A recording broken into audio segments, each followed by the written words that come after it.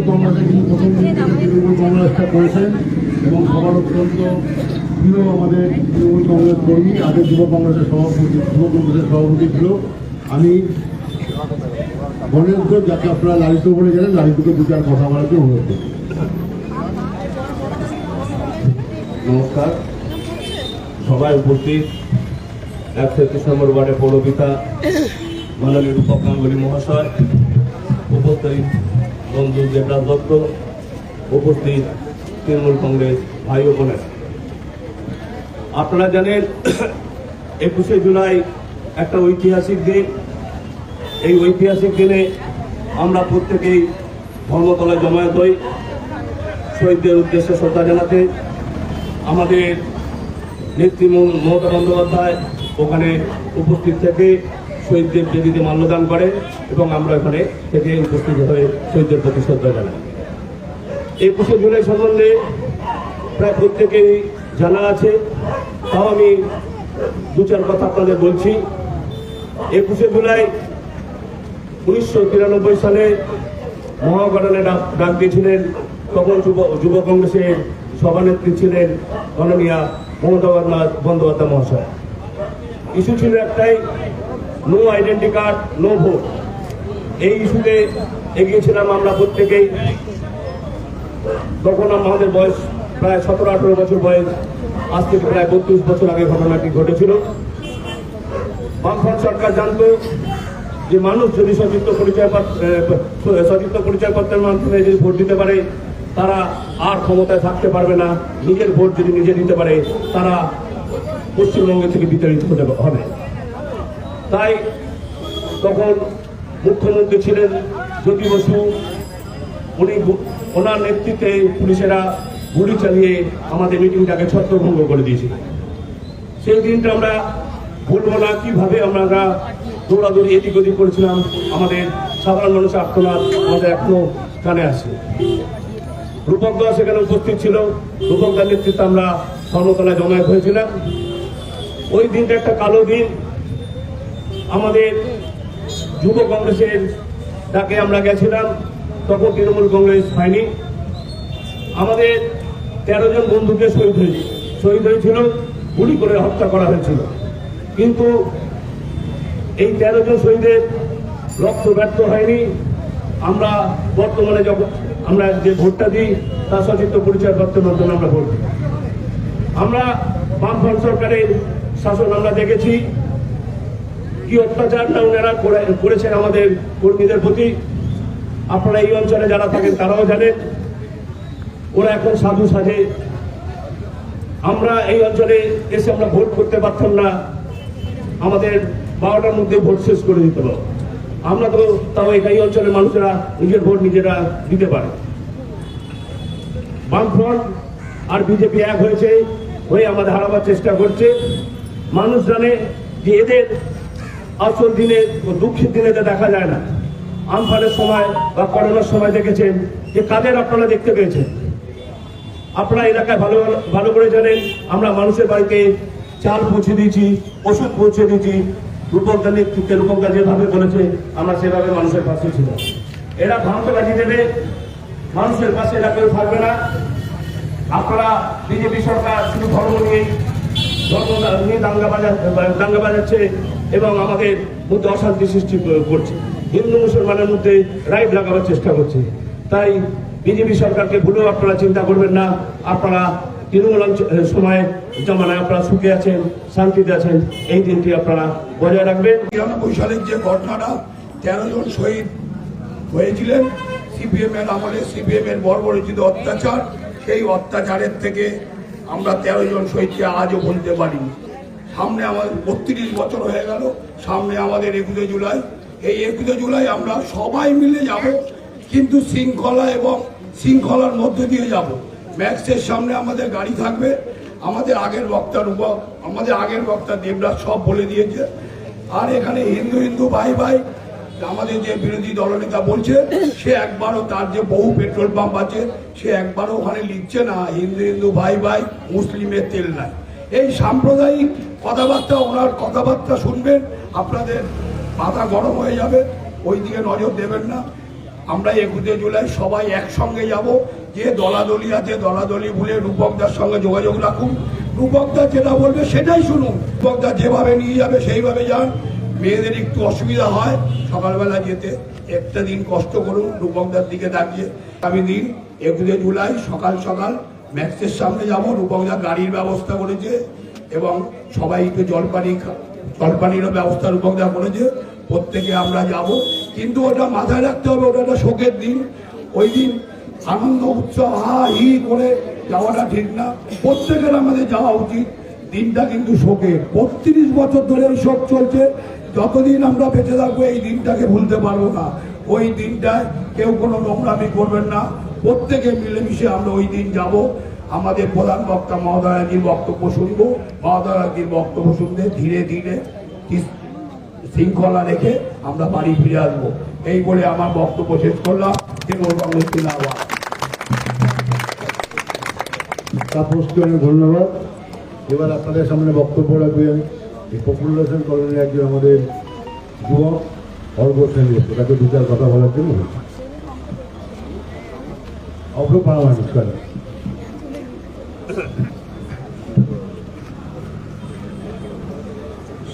শহীদদের রক্ত হবে না গো ব্যর্থ। 13 জন যে শহীদ হয়েছিল আমরা তাদের ভুলিনি, আজও ভুলবো না। আমরা যারা যারা তৃণমূল কংগ্রেস করি বা যারা যারা তৃণমূল কংগ্রেস, আমার থেকে এখানে অনেকজন সিনিয়র আছে। রূপকদা তো অতীব সিনিয়র, আমি দেখে এসেছি যখন ছোট ছিলাম। লালটু দা পার্টি করতো, লালটু দা বলাটা হয়তো ভুল হবে, লালটু কাকা, দেবরাজ দা সবাই পার্টি করতো। তাদের দেখে এবং মমতা ব্যানার্জিকে দেখেই আজকে আমাদের যুবদের মাঠে নেওয়া। আমরা যারা তৃণমূল কংগ্রেস করি আমরা 21শে জুলাই সবাই জানি।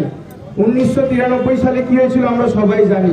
কিন্তু আমি বলি আজকে সিচুয়েশন নিয়ে, আজকে দেখছেন বিজেপির আরেক নাম হয়ে গেছে কুৎসা, বিজেপির আরেক নাম হয়ে গেছে ধর্মের রাজনীতি, বিজেপির আরেক নাম হয়ে গেছে মমতা ব্যানার্জিকে নিন্দা করা।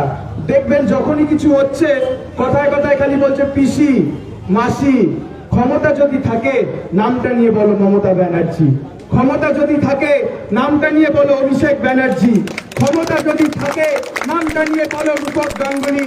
আমরা বদলা নেব না, কারণ আমাদের নেত্রী বলেছিলেন বদলা নয় বদল চাই। এইটাই বিজেপির নীতি, এইটাই বিজেপির আদর্শ।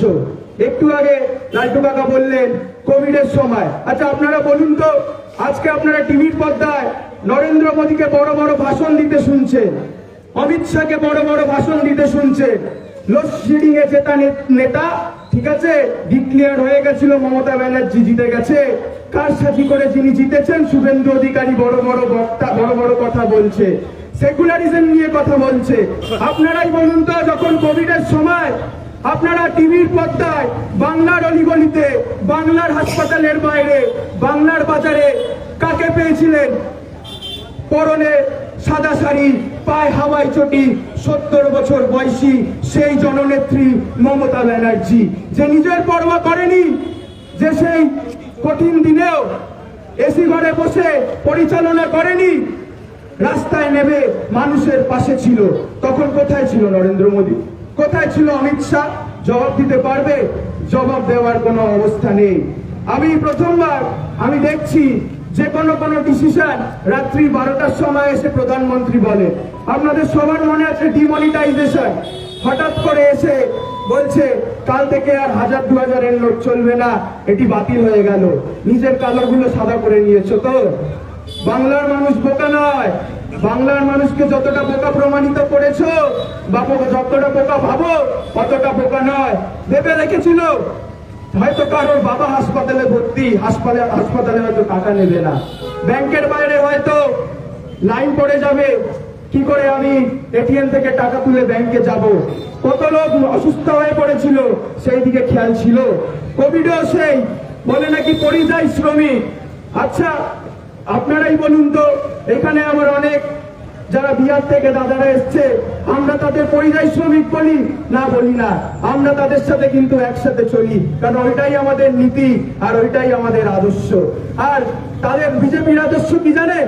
বিজেপির আদর্শ হচ্ছে আমার বাংলার যত শ্রমিক আটকে পড়েছিল বাইরে কাজ করতে গিয়ে, তাদের একই ট্রেনে জল ছাড়া, সোশ্যাল ডিস্টেন্সিং ছাড়া সেই কোভিড আমলে পাঠিয়েছিল একটা নোংরা রাজনীতি খেলে। নোংরা রাজনীতিটা কি জানেন? যে বাংলায় কোভিড বাড়ুক, আমি সেটা নিয়ে রাজনীতি করব। কিন্তু বাংলার মানুষ সেটাও প্রত্যাহার করে দিয়েছে। আচ্ছা, আপনারাই বলুন তো, কিছুদিন আগে বাজেট হয়েছে, আমাদের বাংলার বুক থেকে কত ঝড় বয়ে যায়, কখনো আমফান রূপে, কখনো ফণী রূপে, কখনো আরো বিভিন্ন নাম রূপে অনেক ঝড় বয়ে যায়। বাজেটে কোনো কথা আছে? বাংলার কোনো সঞ্চয় আছে? বাংলার জন্য কোনো বাজেট আছে? না। কেন জানেন?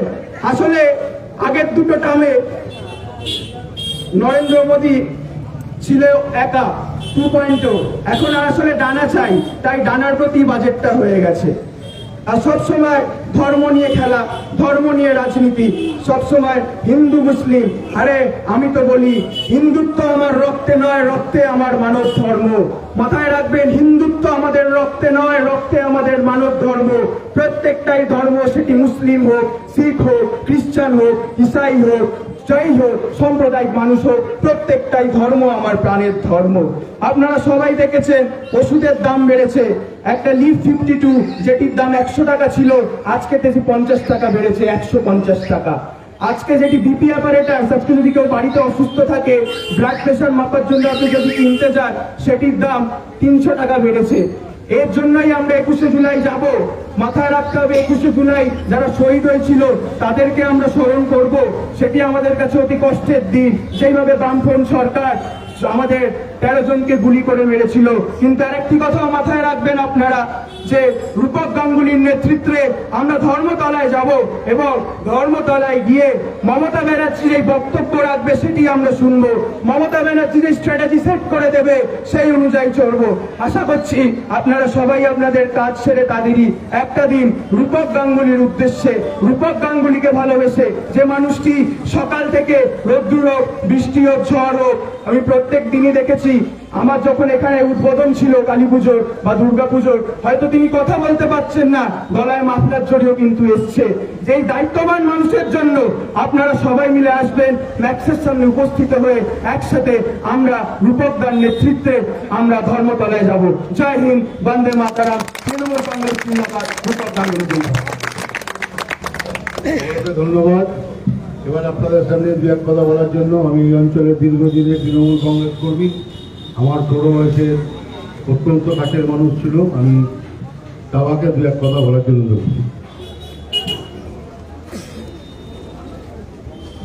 এখানে উপস্থিত 100 নম্বর ওয়ার্ডের পৌরপিতা তথা 100 নম্বর ওয়ার্ডের সভাপতি, আমার প্রথম রাজনৈতিক জীবনের অভিভাবক রূপক গাঙ্গুলি মহাশয়, উপস্থিত আমার বন্ধুবর লালটু, ভাতৃপ্রতিম দেবদাস থেকে শুরু করে এখানে যারা মা বোনের ভাইরা যারা যারা উপস্থিত আছেন, সবাইকে ধন্যবাদ জানিয়ে আমি দু চার কথা বলতে চাই। 1993 সাল 21শে জুলাই কী জন্য আন্দোলন হয়েছিল? বামফ্রন্ট সরকারের এগেনস্টে আন্দোলন করেছিলেন আমাদের মাননীয় নেত্রী মমতা বন্দ্যোপাধ্যায়। উনি বলেছিলেন নো আইডেন্টিটি, নো ভোট। কেননা তার আগে আমরা দেখেছি 1990 সালেও আমাদের এই রূপকদা ভোটে দাঁড়িয়েছিলেন, কিন্তু এখানে 9টার মধ্যে বুথ ক্যাম্প ভেঙে ঘুরিয়ে দিয়ে সিপিএমের হারমাত বাহিনীরা আমাদের ঘরে ঢুকিয়ে দিয়েছিলেন। তার বিরুদ্ধে নো আইডেন্টিটি, নো ভোট, এই দাবিতে উনি একটা আন্দোলন করতে গেছিলেন। কিন্তু সেই আন্দোলনের ফলস্বরূপ কি হয়েছিল আপনারা জানেন? আপনারা শিওরে উঠবেন। হয়তো আজকের অনেকে আমাদের দলে এসেছেন, তৃণমূল কংগ্রেস কর্মী হয়েছেন, তারা হয়তো সেদিন আমাদের সাথে ছিলেন না, কিন্তু তারাও জানেন সেই সেদিনের রিলিজের দিনটা আমাদের যেমন ক্রিকেট খেলায় উইকেট পরে রেখেছেন, আর আমাদের সেদিন ফট করে যেন উইকেটের মতো করছে, একটার পর একটা বডি পড়ছে। খালি খবর পাচ্ছি যে এই তো ওখানে একটা বডি পড়লো, আবার ওখানে একটা পড়লো, এরকম মানে পর মানে উইকেটের মতো বডি ফেলেছে। সেই হারমাত বাহিনীর বিরুদ্ধে আমাদের নেত্রী সেদিন লড়াই করেছিলেন এবং লড়াইয়ের ফলস্বরূপ আপনারা পশ্চিমবঙ্গের মানুষরা আপনারা সত্যিকারের গণতন্ত্র ফিরে পেয়েছিলেন। আর আজকে এখানে সিপিএম বিজেপি তারা এক হয়ে তারা বকলমে এক হয়ে গেছে, তারা বড় বড় কথা বলছে, কখনো আমাদের নামে কুৎসা রাখাচ্ছেন, আমরা এই করছি ওই করছি। কিন্তু আজকের বলুন তো আপনারা কি কি প্রকল্প আজকে আমাদের পশ্চিমবঙ্গ সরকার দিদির নেতৃত্বে আমরা দিইনি মানুষকে? আপনারা একবার ভেবে দেখেছেন? আজকে প্রত্যেকটা প্রকল্প আমাদের কর্মীরা বাড়ি বাড়ি গিয়ে পৌঁছে দিচ্ছে। যদি কেউ না পান তাদের বাড়িতে গিয়ে জিজ্ঞেস করছে যে মাসিমা, বৌদি, দিদি, আপনারা এইটা পেয়েছেন কি? এইটাই প্রকল্পটা এসছে, নিন এই প্রকল্পের সুযোগ নিন। তাই বলি, এই যে প্রকল্পগুলো পাচ্ছেন, এই যে এর সাথে আপনারা আমাদের সাথে থেকে, আমাদের কাছে থেকে, আমাদের পাশে থেকে আমাদের যে আন্দোলন, সেই আন্দোলন আমাদের সংগঠিত করুন। বিজেপি নামক একটা দল পশ্চিমবাংলায় কিন্তু একটা জাতপাতের রাজনীতি খেলায় নেমেছেন। আমরা জাতপাতের রাজনীতি বুঝি না, আমাদের কাছে সবাই সমান। আজকে ক্রিকেট টিমে মোহাম্মদ সিরাজ খেলছে, খেলতে পারবেন। আজকে শাহরুখ খান আছে, তাকে ফেলতে পারবেন? ফেলতে পারবেন না। বিরাট কোহলিকে, ঋষভ পান্তকে, আমাদের সবাইকে দরকার। ভারতবর্ষ ঐক্যের দেশ, ঐক্যের মধ্যে আমরা বৈচিত্র্য এনেছি, সেই বৈচিত্র্যকে রক্ষা করার দায়িত্ব আমাদের নিতে হবে। আমরা কোনোভাবে এই বৈচিত্র্য রক্ষা করবই, কোনোভাবে আমরা নতি স্বীকার করবো না। আর একটা কথা বলি, আদর্শ নিয়ে তৃণমূল কংগ্রেস করতে আসবে। আদর্শ চেতু হয়ে এখানে তৃণমূল কংগ্রেস করা যাবে না। আদর্শ নিন আর বলুন, মন থেকে বলবেন বন্দে মাতরম, মমতা ব্যানার্জি জিন্দাবাদ, অভিষেক ব্যানার্জি জিন্দাবাদ, তৃণমূল কংগ্রেস জিন্দাবাদ। আমরা জানি অনেকে আসবেন, সবার কিছু না কিছু দরকার আছে, কিন্তু তার মধ্যেও বলবো একটু মন থেকে, একটু চেষ্টা করে মনের মধ্যে থেকে আনুন না যে মমতা ব্যানার্জি জিন্দাবাদ, তৃণমূল কংগ্রেস জিন্দাবাদটা বলি। তাহলে আমরা মনে হয়, তাহলে আমরা সমাজে টিকে থাকবো। সমাজে আমাদের মানুষ, প্রত্যেকটা সমাজে আমাদের মানুষ বলবে এই মানুষটা মানুষের মতো। কারণ আমরা দলকে ডুবিয়ে, দলকে কিছু বিপদগামী করে আমরা কিন্তু বড় হতে পারবো না। দল যদি থাকে আমরা থাকবো। দল আছে দেখে আজকে আমি ভক্তি দেওয়ার সুযোগ পাচ্ছি। দল যদি না থাকতো আমি এই সুযোগ পেতাম না, আমাকে গিয়ে আজকের ওই বেঞ্চে গিয়ে বসে থাকতে হতো। তাই আরেকবার রূপক দাকে ধন্যবাদ, আর এখানে যারা এসছেন তাদেরকে ধন্যবাদ জানিয়ে আমার বক্তব্য শেষ করলাম। জয় হিন্দ, বন্দে মাতরম, তৃণমূল কংগ্রেস জিন্দাবাদ, মমতা ব্যানার্জি জিন্দাবাদ, অভিষেক ব্যানার্জি জিন্দাবাদ, রূপক গাঙ্গুলি জিন্দাবাদ। ধন্যবাদ। আমাকে এবার আমি আমাদের পঞ্চমতলা আন্দোলন, আমাদের যুবশক্তি ক্লাবের সঙ্গে আমাদের এখানকার আজকে যে ফোকাস আছে, ফোকাসকে দু চারটে কথা বলি। সবাই দু চারটে করে কথা বলবেন, আর আমরা দু তিনজন বলার পর আমরা মিটিং দিয়ে শেষ করবো। আর আমাদের মহিলা কংগ্রেসের প্রেসিডেন্ট জয়াদি অত্যন্ত অসুস্থ, জয়াদি নেই, তাই জয়াদি তো আমাদের বলছেন। আমরা মহিলারা আমাদের প্রচুর আছেন, আপনারা একজন ঠিক করুন, আপনাদের মধ্যে একজন কি বলেন। আমাদের মিটিং কিন্তু বেশিক্ষণ চলবে না। আমাদের অত্যন্ত সুবক্তা টুকলু এসে আছে, টুকলু দু একজন বলার পর টুকলুকে যে আমরা বলে আমরা এখানে মিটিং শেষ করবো। এখন আপনাদের সামনে আমি মাইক ধরে দিচ্ছি আমাদের অত্যন্ত প্রিয় কর্মী প্রকাশ।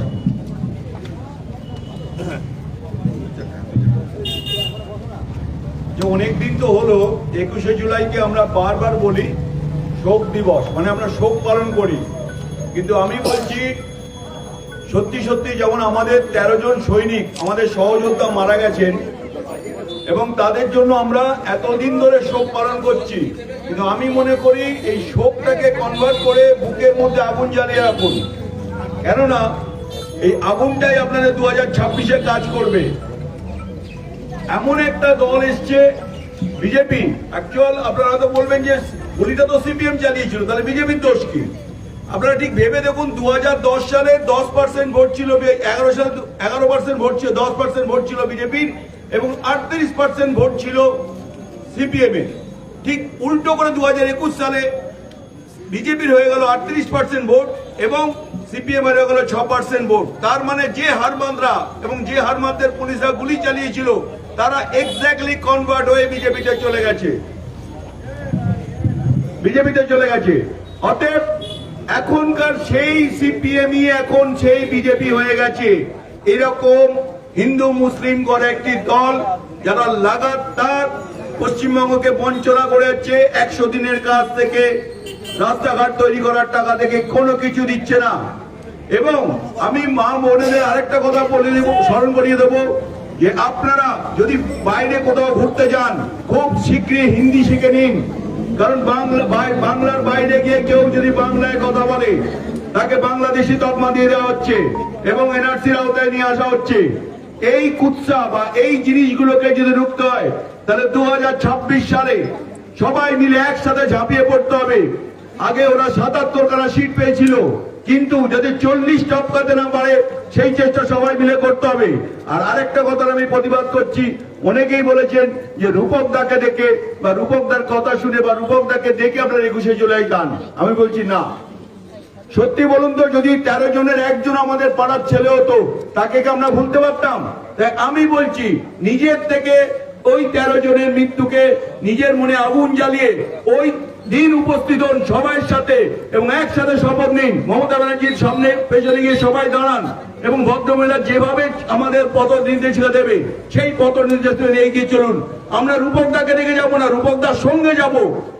কেন কি আমি অনেককেই দেখেছি রূপক দাকে দেখিয়ে জাস্ট ম্যাক্সের সামনে মুখ দেখিয়ে তারা দলা থেকে টান করা হয়। অতএব মন থেকে যান, যাতে আমরা 21শে জুলাই আমরা জায়গায় পৌঁছতে পারি এবং মনে মনে একটাই প্রতিজ্ঞা করব যে 26-এর ভোটে সিপিএম এবং কংগ্রেস তো শূন্য, বিজেপি যেন 40-এর নিচে নেমে যায়, সেই প্রতিজ্ঞা নিয়েই আমরা এবারে 21শে জুলাই যাব। রূপক দা জিন্দাবাদ, মমতা ব্যানার্জি জিন্দাবাদ, অভিষেক ব্যানার্জি জিন্দাবাদ। ধন্যবাদ। আজকে ধন্যবাদ। এবার আপনাদের সামনে দু এক কথা বলার জন্য আমাদের 121 নম্বর ওয়ার্ডের তৃণমূলের যুব কংগ্রেসের সক্রিয় সদস্য শ্রী বিষ্ণু চক্রবর্তীকে দু এক কথা বলার জন্য অনুরোধ করছি। এরপরে আমাদের একজন বলবেন, তারপরে আমাদের টুকু যাবেন। সবাই উপস্থিত, আজকে আমাদের সকলের প্রিয় রূপক দা দিয়ে শুরু করে লালটু দা আছে, দেবরাজ দা আছে, সবাই আছে। আপনারা সবাই শুনেছেন যে আমাদের নেতৃত্ব কিভাবে বলেছে 21শে জুলাই সম্পর্কে। আমি নতুন করে কিছু বলতে চাই না বন্ধু, একটা কথা বলতে চাই যে প্রতিদিন টিভি খুললে যে কুৎসা চড়াচ্ছে এরা, কিছু সংবাদ মাধ্যম বিজেপি সিপিএম এরা অভিষেক বন্দ্যোপাধ্যায়কে এরা একটা টার্গেট করে নিচ্ছে। অভিষেক বন্দ্যোপাধ্যায়ের সাথে যারা ছাত্র রাজনীতি করে তাদেরকে টার্গেট করে প্রতিদিনই কিছু না কিছু ভাবে মিথ্যা অপপ্রচার করে আমাদেরকে তালিমালিপ্ত করার চেষ্টা করছে। এরা দেখছে এরা মমতা বন্দ্যোপাধ্যায়ের সাথে লড়াই করে উঠে পারবে না, এরা একটাই চেষ্টা অভিষেক বন্দ্যোপাধ্যায়কে আটকানো। কারণ অভিষেক বন্দ্যোপাধ্যায় যে ভাবে এর আগের বার 21-এ যে পরিশ্রম করে যে ফল এনে দিয়েছে আমাদেরকে, 24-এ তারপরে গিয়ে যে নবজোয়ার করে ফল এনে দিয়েছে, এদের টার্গেট বিশেষ করে বিজেপি আর সিপিএম এর টার্গেট হলো অভিষেক বন্দ্যোপাধ্যায়কে আটকানো। আমরা একটা কথা বলতে পারি বন্ধু, আমরা এখানে আমরা ঘাসফুল, আমাদের যত কাটবে আমরা কিন্তু তত বাড়বো। আমাদেরকে এরকম মিথ্যা অপপ্রচার যে আটকে রাখা যাবে না। তাই বলি, রূপক দা লালটু দা যেরকম ভাবে বলেছে 21শে জুলাই নিয়ে আর নতুন করে কিছু বলার নেই। একটাই বক্তব্য থাকলো, দাদা এখন যেখান দিয়ে বলেছে ম্যাক্সের সামনে দিয়ে আমরা সকলে যাবো, সিঙ্গল ভাবে যাবো এবং আবার আসার সময় এসে আমরা দাদার সাথে দেখা করে নিজেদের বাড়িতে যাবো। এইটুকুনি বক্তব্য রেখে আমি আমার বক্তব্য শেষ করছি। রূপক গাঙ্গুলি জিন্দাবাদ, মমতা বন্দ্যোপাধ্যায় জিন্দাবাদ, অভিষেক বন্দ্যোপাধ্যায় জিন্দাবাদ। ধন্যবাদ মোম্মাকে। আমরা শেষ পর্যায়ে চলে এসেছি। এবার টুকলুদাকে বলবো। টুকলুদার আগে আমাদের ব্রাইন্ড স্কুল অঞ্চলের আমাদের দীর্ঘদিনের সক্রিয় কর্মী অভিজিৎ ঘোষ বসাকে খুব সংক্ষেপে দু একটা কথা বলছি। ও বলার পরেই আমাদের প্রিয় বক্তা, আমাদের 121 নম্বর ওয়ার্ডের দীর্ঘদিনের কর্মী টুকলু বলবে। আমি অভিজিৎ ঘোষকে দু এক কথা বলার জন্য। আজকের এই পথসভা 21শে জুলাই ধর্মতলা চলো, শহীদ দিবসে ধর্মতলা চলো, প্রধান বক্তা মমতা ব্যানার্জি তার সমর্থনে আজ এই পথসভা হচ্ছে। এই 21শে জুলাইটা কি কারণে হয়েছিল এটা অনেকেই বলেছেন, তবু আমি ছোট্ট করে একটু বলে দিই। 1993 সালের 21শে জুলাই মমতা ব্যানার্জি তৎকালীন যুব কংগ্রেসের সভানেত্রী ছিলেন। উনি একটা জিনিস দেখেছেন যে সিপিএম যে হারে ভোট গ্রুপ করে, ভোটের টাইমের আগে ভোট শেষ করে দেয়, জুয়া ছাপ্পা ভোট পেরে জোর করে ভোট করিয়ে ওরা করেন। তার জায়গায় মমতা ব্যানার্জি চেয়েছিলেন যে নো আইডেন্টিটি নো ভোট, সচিত্র পরিচয়পত্র ছাড়া ভোট করা যাবে না। তার এই জন্য 1993 সালের 21শে জুলাই মহাকরণ চলো ডাক দিয়েছিলেন। সেই মহাকরণ চলন তাকে আমি রূপক গাঙ্গুলি, উনি বর্তমানে আমাদের কাউন্সিলর এবং তৃণমূল কংগ্রেসের প্রেসিডেন্ট, ওনার নেতৃত্বে গিয়েছিলাম এবং দেখেছিলাম কি অবস্থা। অ্যাকচুয়ালি মহাকরণ চলো ডাক দেওয়ার কারণটা হচ্ছে তৎকালীন নির্বাচন কমিশনের অফিস ছিল মহাকরণের দোতলায় এবং তৎকালীন সিটুর ধমকানি চমকানিতে কোনো বাস বা ম্যাটাডোর 21শে জুলাই যেতে পারবে না একটা হুঁশিয়ারি দেওয়া হয়েছিল আনঅফিসিয়ালি। তবু আমরা অনেক কষ্ট করে গেছিলাম। সেই 21শে জুলাইয়ের সমর্থনে আমরা আগামী 21 তারিখ আমরা সবাই মিলে যাবো রূপক গাঙ্গুলির নেতৃত্বে, রূপকদার নেতৃত্বে আমরা নিশ্চয়ই যাব। তার আগে দু চারটা কথা একটু বলে নিই। এই যে 34 বছরের জগদ্দল পাথর থেকে যিনি সরিয়েছিলেন তিনি আর কেউ নন, মাননীয় মমতা ব্যানার্জি, বাংলার অগ্নিকন্যা। তো ওনারই ডাকে আমরা যাব। এই যে 34 বছরের সিপিএম এর যে অপকর্ম, যে পানতলা, ধানতলা, সিঙ্গুর, তাপসীবাদী হত্যা, এগুলো সবই সিপিএম আমাদের ঘটেছিল। এখন তাদের অনেক সমর্থক বা কর্মীরা বলছেন আমরা তো তখন একদম মানে ধোয়া তুলসী পাতা ছিলাম, মানে আমাদের কোনো পাপ ছিল না, আমরা কোনো এরকম ধরনের কাজ করতেই পারি না। আর বর্তমানে যেটা কেন্দ্রীয় সরকার আছে, এই কেন্দ্রীয় সরকারের যিনি প্রধানমন্ত্রী, তিনি তো মুখে যেটা বলেন কাজে সেটা করেন না, কাজে যেটা করেন মুখে সেটা বলেন না। উনি বলেছিলেন না খাউঙ্গা না খালে দোঙ্গা, বিদেশ থেকে কালো ধন ফিরিয়ে নিয়ে এসে আপনাদের সবাইয়ের অ্যাকাউন্টে 15 লাখ করে দেবেন। আপনারা হাত তুলে বলুন তো কে কার কার অ্যাকাউন্টে 15 লাখ পেয়েছেন? পেয়েছেন কি কেউ? পাননি। তার মানে এটা একটা বিশাল বড় মিথ্যে কথা। উনি বলেছিলেন যখন 2014 সালে আসার আগে বলেছিলেন, তখন 450 টাকা গ্যাসের দাম ছিল, বলেছিলেন 400 টাকা হয়ে যাবে, কিন্তু বর্তমানে গ্যাসের দাম 1000 টাকা। নিত্য প্রয়োজনীয় জিনিসের দাম এই কিছুদিন আগে দেখা গেল নিত্য প্রয়োজনীয় ওষুধের দাম বেড়েছে। কারণটা হচ্ছে 2024 সালে যে লোকসভা ইলেকশন হয়েছিল, ইলেকট্রাল বন্ড কেলেঙ্কারি একটা হয়েছিল। বর্তমানে যিনি আমাদের অর্থমন্ত্রী নির্মলা সীতারামনের হাজবেন্ড প্রভাকর রাও বলেছিলেন ভারতবর্ষের সবচেয়ে বড় কেলেঙ্কারি হচ্ছে আপনার ইলেকট্রাল বন্ড কেলেঙ্কারি। সেই ইলেকট্রাল বন্ডে কারা টাকা দিয়েছিল? বড় বড় ওষুধের কোম্পানিগুলো টাকা দিয়েছিল। তারা সেই হিসেবে তাদেরকে উনি পুষিয়ে দিয়েছেন নিত্য প্রয়োজনীয় ওষুধের দাম বাড়িয়ে। এবারে আমরা যেটা বলবো যে এই যে কেন্দ্রীয় সরকার চলছে, 2026-এ আমাদের বিধানসভা ভোট। তার আগে আমি আপনাকে ছোট্ট করে শুনিয়ে দিই যে অনেকেই বলছেন বিজেপি, কিন্তু কেন? এই যে ডবল ইঞ্জিন সরকার যেখানে যেখানে আছে, কিছুদিন আগে গুজরাটে ব্রিজ ধসে পড়েছে, বিহারে তৈরি ব্রিজ 1 সপ্তাহ হয়নি ধসে পড়েছে, সেই দুটো জায়গাতে কিন্তু ডবল ইঞ্জিন সরকার। দিল্লিতে কেজরিওয়াল যখন ছিল আম আদমি পার্টির, তখন মহিলাদের জন্য ভাতা দিত, কিন্তু এই বিজেপি সরকার আসার পর 10,000 মহিলার ভাতা বন্ধ করে দিয়েছে। এবং এই যে আপনার ভাতা আছে 10,000 নামের মহিলার নাম বাদ চলে গেছে, এবং এই যে ভাতাটা পেত টোটালি অফ করে দিয়ে দেবরাজ কিছুক্ষণ আগে বলে গেল যে মহিলাদের পাশে যে ভাড়া ছিল না, মানে ভাড়া নিত না, সেটা কিন্তু বন্ধ হয়ে গেছে। সুতরাং আপনারা ভেবে দেখুন যে এই বিজেপি সরকারকে যদি 2026 সালে দিয়ে আসে, তাহলে পশ্চিমবঙ্গের কি অবস্থা হবে। আজকে বাংলাকে ব্যর্থ করে দেওয়ার জন্য, বাংলার যাতে উন্নতি না হয় তার জন্য আবাস যোজনার টাকা আটকে দিয়েছে, 100 দিনের টাকা আটকে রেখেছে, সড়ক পরিবহন যোজনার টাকা আটকে দিয়েছে। এবং বর্তমানে যেটা হচ্ছে, যেখানে যেখানে ডবল ইঞ্জিন সরকার আছে, বাংলায় কথা বললে তাকে বাংলাদেশি বলে সাজিয়ে দিচ্ছে। তার মানে কতটা এরা দিল্লি সরকার কতটা বাংলা বিরোধী। তো আমি আর বেশি বক্তব্য রাখবো না, আমি এখানে আমার ক্ষুদ্র বক্তব্য শেষ করলাম। মমতা ব্যানার্জি জিন্দাবাদ, অভিষেক ব্যানার্জি জিন্দাবাদ, রূপক গাঙ্গুলি জিন্দাবাদ। অভিজিৎকে অনেক ধন্যবাদ। এবার আপনাদের সামনে বক্তব্য রাখবেন অত্যন্ত সুবক্তা, আমাদের তৃণমূল কংগ্রেসের দীর্ঘদিনের কর্মী, আমি টুবলুকে 21শে জুলাইয়ের পর্যালোচনা করার জন্য কিছু বক্তব্য রাখাচ্ছি অনুরোধ। উনি ওনার বক্তব্যই আমাদের এখানকার মিটিংয়ের শেষ বক্তব্য। আপনারা অনেকক্ষণ ধরে ধৈর্য দিয়ে শুনেছেন, আর একটুখানি শুনুন। 1993 সালের 21শে জুলাই টুবলু বোধহয় সেই দিন আমাদের সঙ্গে ছিল, ওনার অভিজ্ঞতা নিশ্চয়ই। বন্দে মাতরম, তৃণমূল কংগ্রেস জিন্দাবাদ, মমতা বন্দ্যোপাধ্যায় জিন্দাবাদ। আর আজ যার আহ্বানে আমরা এখানে এসেছি, তার পরিচয় নতুন করে আর কারোর কাছে দিতে হবে না। আমরা জানি এই অঞ্চলের মানুষের কাছে তিনি অত্যন্ত কাছের, অত্যন্ত নিজস্ব। এবং অত্যন্ত আপন। সেই ব্যক্তিটার নাম হচ্ছে রূপক গাঙ্গুলি। সেই রূপক গাঙ্গুলির আহ্বানে আমরা আজকে জমায়েত হয়েছি, আর আমাদের 121 নম্বর ওয়ার্ডকে নিয়ে এগিয়ে চলেছি। সামনে আছে রূপক গাঙ্গুলি, আমরা লড়ে যাচ্ছি। আমি শুধু আজকে আপনাদের কাছে দু একটি কথা বলতে চাই, সময় ভীষণ অল্প। আজকে কোনো ইতিহাস বলবো না, আজকে বলবো না 93 সালে কি হয়েছিল। আমার আগের সমস্ত বক্তা তারা আপনাদের কাছে সুদীর্ঘভাবে বলেছেন।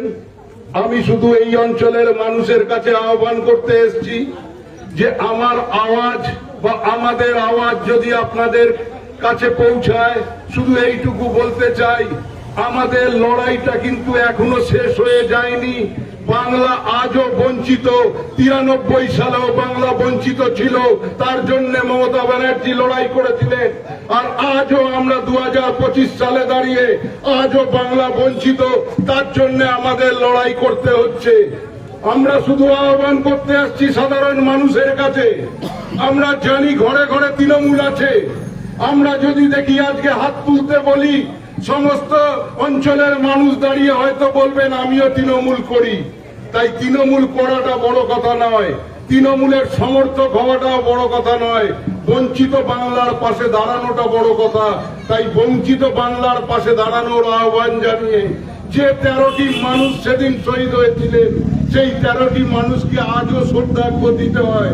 তার কারণ হচ্ছে তাদের মায়েদের কোল শূন্য হয়েছিল বঞ্চিত বাংলাকে গর্বিত বাংলা করার জন্য। আজ আমরা আবার আহ্বান করতে এসেছি এই অঞ্চলের সমস্ত মানুষের কাছে, কোনো ভেদাভেদ নয়, কোনো ধর্ম নয়, কোন রকম অন্য রাজনীতি নয়। আমরা মানুষের কাছে বলতে এসেছি যে বাংলাকে বাঁচান। সেই বাংলা বঞ্চিত আজও, সেই বঞ্চিত বাংলার পাশে দাঁড়ানোর জন্য প্রত্যেক মানুষের কাছে, সাধারণ মানুষের কাছে আহ্বান করব যে হয়তো একটু সময় আপনি বার করতে পারবেন, সেই সময়টুকু বার করে পায়ে পায়ে হয়তো ব্রিগেড এই ধর্মতলায় পৌঁছে যেতে পারবেন।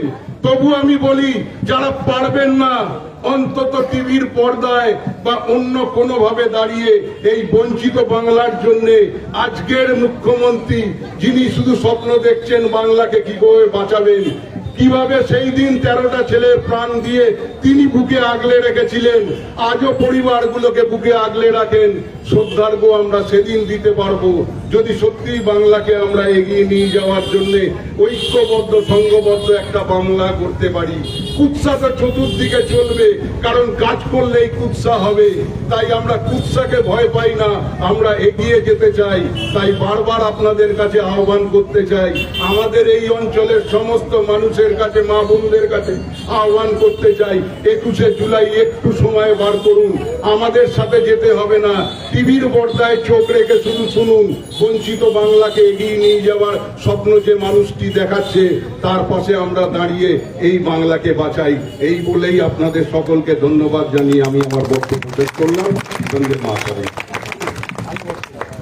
ধন্যবাদ টুকলুকে ও 21শে জুলাই ব্যাপারে সর্বত্র প্রাঞ্জল ভাষায় বর্তমান রাজনৈতিক পরিস্থিতিকে সেটা জানিয়েছেন। আপনাদের আমাদের জেলার যে মিছিলে এসেছিলেন তাদের সবাইকে অনেক অনেক ধন্যবাদ। আপনাদের একটা কথা বলি, আগামী শনিবার 19 তারিখ, সেই 19 তারিখে আমাদের একটা মিছিলের শেষে আমাদের মিটিং হবে। মিছিলটা আমাদের চড়কতলায় জমায়েত আছে, যেটা আজকে যে টাইম ছিল সেই টাইম চড়কতলায় জমায়েত আছে। সেই জমায়েতটা আমরা গিয়ে শেষ করব জয়শ্রী পোস্ট অফিসের কাছে। আমরা কীভাবে যাব সেটা আমরা বলে দেবো। ওইখানে গিয়ে আমরা এরকম ছোটো একটা পথসভা করব আগামী শনিবার বিকেল 5টার সময়। আবার সবাইকে আমার অন্তঃস্থল থেকে অনেক শুভেচ্ছা ভালোবাসা জানাচ্ছি। 21শে জুলাইকে সামনে রেখে আগামী দিনে আমরা 121 নম্বর ওয়ার্ড থেকে প্রতি বছর যেরকম লোক দেখছিলাম এবারও সেরকম লোক যাব, কারণ আমাদের নেতৃত্ব আশা করেন 121 নম্বর থেকে সংঘবদ্ধ একটা বড় মিছিল আসবে, এইটার যেন মর্যাদা আমরা দিতে পারি। তাই জন্য সবাইকে বলবো, শহীদ দিবসটা তৃণমূল কংগ্রেসের কাছে একটা আবেগের ব্যাপার। মমতা ব্যানার্জি সেই দিনটা করেছিল নো অ্যান্টি ভোট করার জন্য, যে আন্দোলন করেছিল সেই আন্দোলনটাই কিন্তু ভুলে যাবেন না। এই 21শে জুলাইয়ের আন্দোলনের ফল কিন্তু আজ পশ্চিমবাংলার বুকে পশ্চিমবঙ্গের মানুষ মমতা ব্যানার্জিকে মুখ্যমন্ত্রী করেছিল। এই দিনটার অনেকে এখানে ছিলেন না, দোষ দিয়ে লাভ নেই, অনেকের তো তখন জন্ম হয়নি, অনেক ছোটো ছিলেন। তো ওই দিনটার কি হয়েছিল বলে যারা দেখেছে তারা যতটা বুঝবে, বাপ্পাকে লোক বুঝবে না। কিন্তু জেনে রাখবেন, মমতা ব্যানার্জি সেদিন যদি সেই আন্দোলনটা না করতেন তাহলে পশ্চিমবাংলার রাজনীতিতে আজকে তৃণমূল সরকার থাকতো না। তাই আপনাদের সবাইকে বলছি, আপনারা সবাই মিলে একত্রিত হয়ে আমরা ইউনাইটেডলি আমরা একসঙ্গে সবাই মিলে আমরা যাব। সবাই ভালো থাকুন, সুস্থ থাকুন। 19 তারিখের মিছিলে আবার আপনাদের সঙ্গে দেখা হবে। আজকের আমি দেবরাজ আছে, লালটু আছে, আছে, বিষ্ণু আছে, সবাইকে বলবো সোনা নিয়ে আজকের এখানকার এই পথসভা মিছিল পথসভাটা শেষ করার জন্য। বন্দে মাতরম, বন্দে মাতরম, বন্দে মাতরম, বন্দে মাতরম। তৃণমূল কংগ্রেস জিন্দাবাদ, জিন্দাবাদ, জিন্দাবাদ। ব্যানার্জি জিন্দাবাদ, জিন্দাবাদ, জিন্দাবাদ। অভিষেক বন্দ্যোপাধ্যায় জিন্দাবাদ, জিন্দাবাদ, জিন্দাবাদ। কংগ্রেস জিন্দাবাদ, জিন্দাবাদ, জিন্দাবাদ। শহীদদের স্মরণ সভায় 21 জুলাই স্মরণ সভায়, শহীদদের স্মরণ সভায়, ধর্মতলা স্মরণ সভায় দায়িত্ববাদী শহীদ স্মরণে আপন মরণে রক্ত ঋণ শোধ করো, শহীদ স্মরণে আপন মরণে রক্ত ঋণ শোধ করো। দায়িত্ববাদী শহীদদের রক্ত, শহীদদের রক্ত, বোনদের রক্ত, আমার রক্ত, ছাত্র যুবকের রক্ত, শ্রমিক কৃষকের রক্ত। তাই তো বলি 21 জুলাই স্মরণ সভায় দলে দলে যোগ দিন, এই ধর্মতলায় স্মরণ সভায় দলে দলে যোগ দিন। শহীদ স্মরণে আপন মরণে রক্ত ঋণ শোধ করো। 21 জুলাই স্মরণ সভায়, 21 জুলাই স্মরণ সভায়, ধর্মতলা স্মরণ সভায় অমর শহীদ তোমায় আমরা ভুলছি না, ভুলবো না। অমর শহীদ তোমায় আমরা ভুলছি না, ভুলবো না। বন্দে মাতরম, তৃণমূল কংগ্রেস, অভিষেক ব্যানার্জি, রূপা গাঙ্গুলি।